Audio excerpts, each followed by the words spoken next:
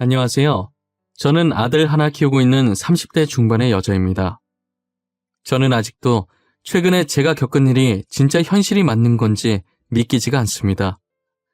정말 드라마나 영화에서만 보던 일이 제 눈앞에 펼쳐졌거든요.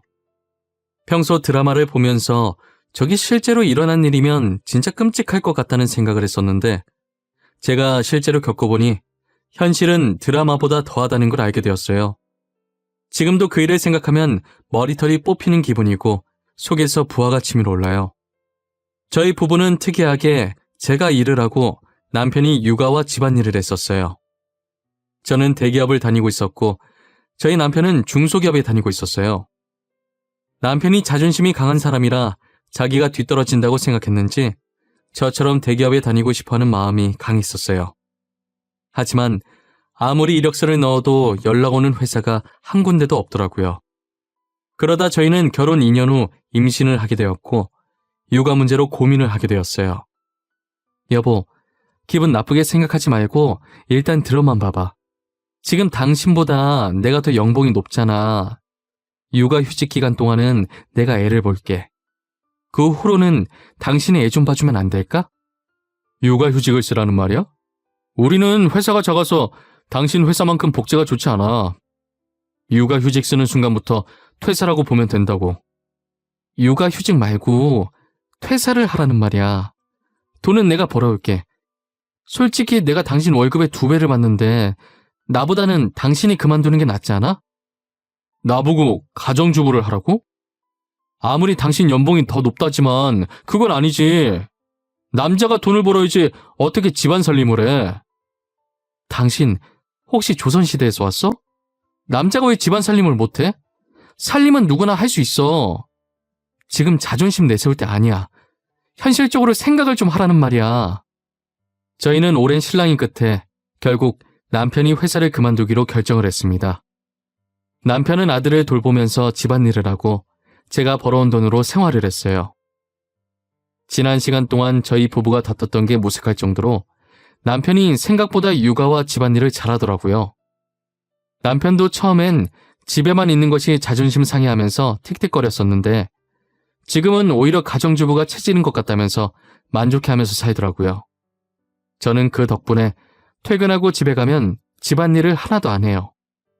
남편이 알아서 빨래며 청소며 온갖 집안일은 물론이고 아기까지 곤히 재워놓고 제가 집에 도착하면 바로 먹을 수 있게 따뜻한 밥까지 차려져 있거든요. 완벽하게 되어 있는 집을 보면 제가 손댈 곳이 전혀 없었어요. 회사에서 일하고 돈만 벌어다 주면 되니까 솔직히 저도 이런 생활이 너무 편했어요. 그렇게 6년을 이런 생활을 해왔던 것 같아요. 저는 평소 회사에 있는 동안에는 남편한테 전화할 일이 잘 없었어요. 아까 제가 말한 것처럼 모든 것을 알아서 척척 다 해놓기 때문에 잔소리할 일이 없었거든요. 그런데 한날은 집에 서류를 들고 간 적이 있었는데 깜빡하고 그대로 집에 두고 나온 거예요. 그래서 남편한테 전화를 5번 정도 했는데 한 번을 안 받더라고요. 씻고 있거나 애기 재우고 자기도 같이 낮잠 자나 싶어서 혹시나 방해될까봐 전화를 더 이상 하지 않았어요. 다음날까지만 하면 되는 일이라 그렇게 급한 건 아닌지라 회사 노트북 챙겨서 집에서 일을 마저 해야겠다는 생각을 하고 신경을 안 쓰고 있었어요. 그리고 며칠 뒤 제가 정말 중요한 회의 자료를 놔두고 와서 급하게 남편한테 전화했는데 그때처럼 또 전화를 안 받더라고요. 저는 어쩔 수 없이 점심시간에 점심을 포기하고 잠깐 집에 들렸었어요. 그런데 집에 있어야 할 남편이 코빼기도 안 보이더라고요. 아이도 같이 사라졌길래 잠시 앞에 애 데리고 산책 나간 줄만 알았어요. 그래서 퇴근하고 제가 남편한테 어디 갔었냐고 물어보니 남편이 살짝 당황해 하더라고요. 당신 오늘 낮에 내 전화도 안 받고 어디 갔었어? 나 중요한 서류 두고 가서 잠시 집에 왔었는데 당신 안 보이더라? 애도 안 보이고. 그게 잠시 어머니 집에 갔었어. 어머니가 우리 아들 보고 싶다고 전화하셨더라고. 우리 엄마 다리 불편하시잖아. 그래서 내가 직접 갔지. 아, 그랬어? 그럼 나한테 미리 얘기 좀 하지. 집에 아무도 없어서 놀랬잖아. 난 당신 애 데리고 잠시 산책 나간 줄 알았지. 근데 전화는 왜 안 받았어? 한 손으로 애기 안고 한 손으론 애기 짐을 들고 있으니까 손이 없더라고. 나중에 다시 전화해야지 하다가 어머니 집에서 깜빡 잠들어 버렸어. 미안해. 저는 남편이 시댁에 갔다 왔다길래 그런가 보다 하고 별 생각하지 않았었어요. 남편이 저녁을 다 먹고 설거지하는 동안에 저는 안방에 들어가 있었어요. 씻으려고 하다가 침대 위에 있는 남편 겉옷을 발견하게 되었죠. 침대 위에 걸쳐 있는 걸 보니 시댁 갔다 와서 급하게 집안일 하느라 정리를 못한 것 같아서 제가 정리하려고 옷을 집어들었어요. 그런데 제가 옷을 집어드는 것과 동시에 쪽지 하나가 툭 하고 제 발 앞에 떨어지더라고요. 아무래도 저희 남편 주머니에서 떨어진 모양이었어요. 처음엔 제가 그 쪽지를 볼 생각이 없었는데 떨어지면서 종이가 살짝 펼쳐져 있더라고요. 다시 주머니에 넣어주려고 집어들었는데 펼쳐진 종이 사이로 낯선 집 주소가 적혀있는 게 보였어요. 근데 여자 촉이라는 게 이게 상당히 무서운 거더라고요. 저는 순간적으로 왠지 모르게 이 집 주소에 굉장한 비밀이 숨겨져 있을 것 같은 느낌이 들었어요. 살짝 안방 문틈 사이로 아직 설거지 중인 남편의 뒷모습을 확인하고 몰래 제 휴대폰 카메라를 켜서 주소가 적힌 쪽지를 찍어놨습니다. 그리고는 아무렇지 않게 쪽지를 주머니에 다시 넣어놓고 옷을 옷걸이에 걸어놓았어요. 불길한 기분에 그날 하루 종일 잠이 오지 않았어요. 저는 남편 몰래 월차를 내고 출근하는 척 나와서 쪽지에 적혀있던 그 집 주소를 찾아가 봤어요. 그 주소는 저희 집과 꽤나 거리가 있었어요. 주소가 가까워질수록 이 길이 맞나 싶을 정도로 온통 초록색 풀밖에 없더라고요. 내비게이션이 안내하는 대로 가다 보니 허허 벌판에 조그만 주택이 하나 보였어요. 저는 도착한 뒤 차 안에서 내리지 않고 가만히 주택을 둘러보았어요. 첫 느낌은 뭐랄까, 시력 검사할 때 보는 집 사진 있잖아요. 딱 그거랑 비슷한 느낌이었어요. 도대체 여기가 어디길래 남편이 쪽지에 이 주소를 적어놨을까 싶었어요. 저는 남편이 이런 곳에서 살고 싶어서 그런 건지 나중에 어머님 공기 좋은 곳에서 살게 해주려고 미리 보고 있는 집인 건지 오만 가지 생각을 한참 하고 있었거든요. 그런데 문이 열리더니 그 집에서 여자 한 명이 나오더라고요. 집에서 나온 여자는 배가 불룩 튀어나온 게 만삭의 임산부 같았어요. 순간 제 머릿속에 설마라는 단어가 가득 차기 시작했어요. 그러다가 미쳤다면서 지금 무슨 생각하는 거냐며 제 머리를 몇 번이나 쳤죠. 저는 절대 그럴 일 없다고 아닐 거라면서 제 자신을 달래고 있었어요. 이곳에 더 있다가는 계속 이상한 생각만 들 것 같아서 저는 차를 돌려서 집으로 돌아왔어요. 남편은 일찍 온 저를 보면서 엄청 당황해했어요. 어디 나가려고 했었던 건지 겉옷을 입고 있더라고요. 당신 지금 회사에 있어야 할 시간 아니야? 왜 이렇게 일찍 왔어? 뭐 또 두고 갔어? 나한테 전화를 하지. 아니, 그냥 몸이 조금 안 좋은 것 같아서 조퇴했어. 그러는 당신은 어디 가려고 옷을 그렇게 챙겨 입었어? 나는 어머니 집에 가려고 그랬지. 요즘 점심 같이 먹고 있거든. 어머니 혼자 사시는데 외로우실 거 아니야. 집에 있는 나라도 놀아드려야지. 그래? 그럼 나도 같이 가자. 어머님 명절 이후로 못 봤는데 오늘 가서 안부 여쭤봐야지. 어머님 나 이뻐하시잖아. 오랜만에 어머님이 차려주시는 밥 먹고 싶네. 몸 안 좋아서 조퇴한 사람이 어딜 나가려고. 내가 혼자 다녀올게. 당신 일하느라 힘들었을 텐데 오늘 하루 종일 방해 안 할 테니 집에서 편하게 있으시면 됩니다. 아니야. 집안일이 더 힘들지. 당신은 집에 있어도 하루 종일 쉬지도 못하잖아. 그동안 고생했을 텐데 내가 시댁에 애 데리고 갈 테니까 간만에 당신이 집에서 쉬고 있어. 혼자서 애 데리고 시댁에 가겠다고 하니 남편이 정말 괜찮겠냐고 재차 물어보더라고요. 저는 괜찮으니까 걱정하지 말고 집에서 쉬고 있으라고 하고 아들을 데리고 시댁으로 갔어요. 제가 아이를 데리고 시댁으로 가니까 시어머니께서 많이 놀란 눈치시더라고요. 아니, 오늘은 어떻게 며느리가 왔니? 너 회사는 어쩌고 온 거야? 지연이 애비랑 같이 온 거야? 오늘 조퇴해서 지연 아빠 간만에 쉬라고 하고 제가 대신 왔어요, 어머니. 아니, 지연 아빠가 가겠다고 했었는데 오랜만에 어머니 얼굴 보고 싶어서 제가 간다고 했어요. 괜찮죠? 그럼 당연히 괜찮지. 며느리가 시애미 보고 싶다는데 안 좋아할 사람이 어딨어. 그래 춥겠다. 어여 들어와. 내가 점심 맛있게 해줄게. 어머님께서는 제가 시댁에 들어간 뒤로 눈에 띄게 어쩔 줄 몰라 하고 마치 죄 지은 사람 마냥 저와 말을 할 때도 횡설수설 하시더라고요. 그런 시어머니의 행동들이 굉장히 수상해 보였어요. 시어머니와 제 사이에 흐르는 공기의 흐름이 어딘가 모르게 어색하면서 저를 불편하게 만들었어요. 시어머니께서는 평소에도 저를 이뻐하시고 잘 챙겨주시는 편이시긴 했지만 그날은 정말 과하다 싶을 정도로 저를 챙겨주시더라고요. 밥상도 식탁이 부러질 정도로 한 상 가득 차려주시고 과일도 주시고 기왕 온 김에 오래 있다 가라고 신신당부를 하시더라고요. 저는 시어머니께서 계속 저러시니까 괜히 집에 빨리 가고 싶어지더라고요. 어머님, 제가 괜히 시댁에 놀러와서 어머님한테 부담만 주는 것 같네요. 그냥 지금 집에 가볼게요. 편하게 계세요. 아니야, 괜찮아. 나는 정말 괜찮아. 너가 부담 준 적 전혀 없어. 딸 같아서 이것저것 챙겨주고 싶어서 내가 과했는가 보네. 아니에요. 어머님이 지금 저 때문에 몇 번이나 왔다 갔다 하셨는지 아세요? 안 그래도 다리 성치 않으신 분인데 저는 집에 갈게요, 어머니. 아니래도 그러네.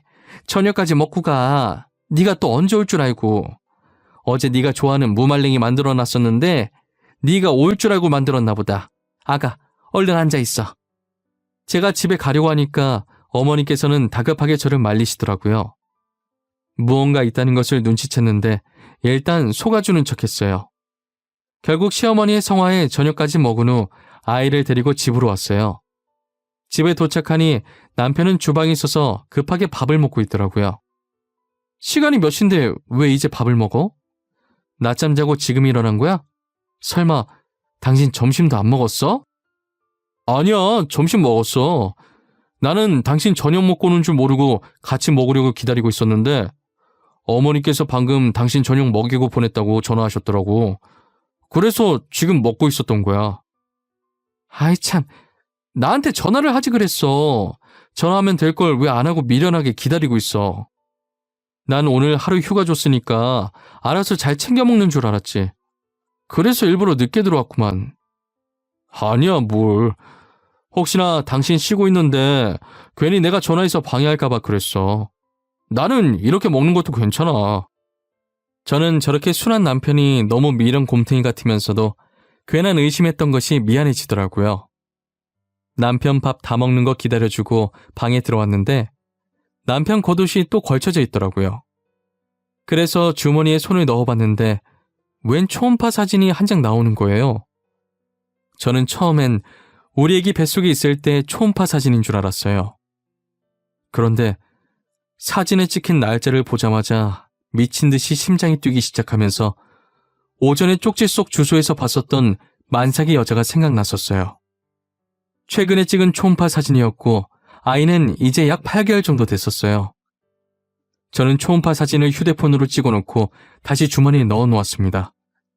심장이 한번 날뛰기 시작하더니 진정될 기미가 보이지 않더라고요.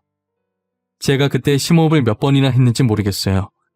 심장을 진정시킨 후에 남편한테 다가가서 주말에 중요한 미팅이 잡혔다고 거짓말을 쳤어요.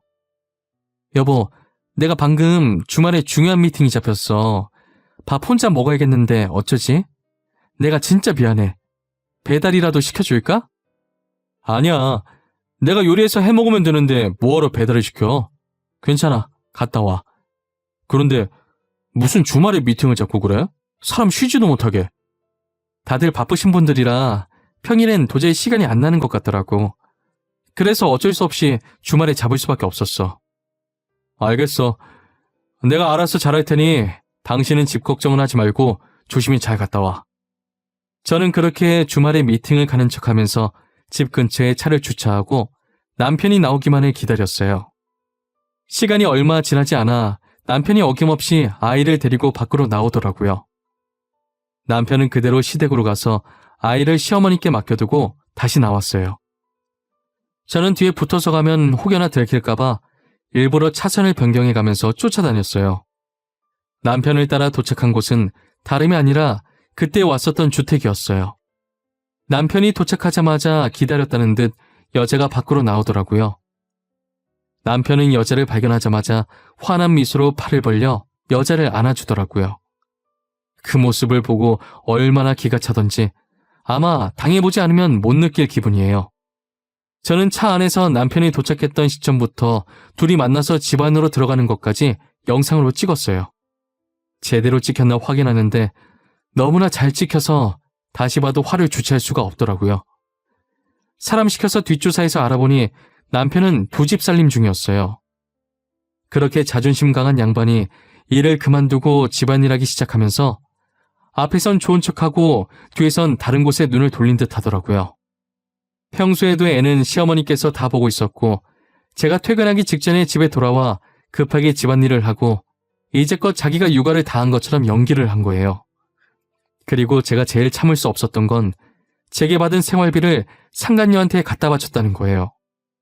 저는 너무 배신감이 들고 괘씸해서 남편에게 이혼 소송을 하고 상간녀 고소를 진행했어요. 남편은 소송장을 받고 미안하다며 이혼은 안 된다고 울면서 빌더라고요. 2집 살림 한 것도 모자라서 내 돈을 그 여자한테 다 갖다 바쳐?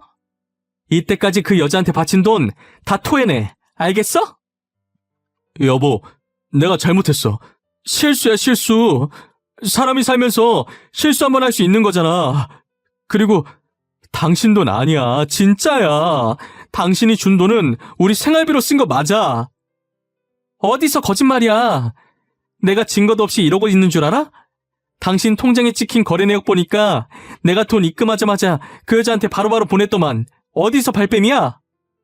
결국 저는 남편과의 길고 긴 소송 끝에 위자료와 그동안 상간녀한테 바쳤던 돈까지 전부 돌려받았어요. 알고 보니 그 집은 상간녀 살게 해주려고 이제껏 전 남편이 모아둔 돈과 퇴직금으로 산 집이더라고요. 하지만 그 집도 저한테 돈을 줘야 해서 팔아버렸지만요. 전 남편은 경력 단절이 돼서 취업이 어려웠는지 결국 막노동을 뛰기 시작하더라고요. 하지만 일을 하다가 사고를 당해서 평생 절뚝이로 살게 되었고 결국 막노동도 못하게 되었어요. 졸지에 태어난 아이는 심장병이 있어서 상태가 안 좋았어요. 당장 수술을 해야 하는데 수술할 돈이 없으니 저한테 사정을 하더라고요. 내가 진짜 당신한테 이런 부탁하면 안 되는 것도 알고 나도 이런 내가 정말 염치 없는 것도 잘 알거든. 하지만 부탁할 사람이 당신밖에 없었어. 그런데 어쩌지? 나도 당신한테 빌려줄 돈이 없어. 솔직히 말해서 이제 나랑은 남남인데 내가 왜 도와줘야 해? 우리가 좋게 끝난 인연도 아니지 않나? 내가 부탁할 사람이 얼마나 없으면 당신한테 부탁을 하겠어. 내가 꼭 갚을 테니까 제발 불쌍한 애기 수술비 좀 빌려줘. 그 아이가 불쌍한 것 같아? 그거 너네가 잘못한 벌을 그 아이가 대신 받고 있는 거야. 너네는 나한테 잘못해서 벌 받는 건데 너가 나였으면 빌려줬겠니? 난 절대 안 빌려줄 거야. 전 돈 빌려줄 생각이 전혀 없다고 하고 남편을 돌려보냈어요. 사람들이 저한테 매정하다고 손가락질해도 어쩔 수 없어요. 솔직히 누구 때문에 제 가정이 파탄났는데요. 전 남편만 허튼 짓 안 했어도 저렇게 아픈 아이가 태어나지도 않았고 저희 가정도 파탄나지 않았어요. 솔직히 죄 없는 아이가 불쌍하긴 했지만 제 행복을 위해 신경 쓰지 않으려고 합니다. 저는 앞으로 제 아들만 보면서 살 거예요. 2번 다시 그 사람들과 마주하고 싶지도 않고 그 사람들 소식도 듣고 싶지 않아요. 제 앞에서 영원히 사라져줬으면 좋겠어요. 저도 이제 모든 것을 잊고 새 출발하려고 합니다. 제 사연 들어주신 모든 분들, 올해는 웃음과 행복만 가득한 한 해 되셨으면 좋겠어요. 추운 겨울 늘 감기 조심하시고 하고 계신 모든 일 잘 풀리시길 기원하겠습니다. 감사합니다.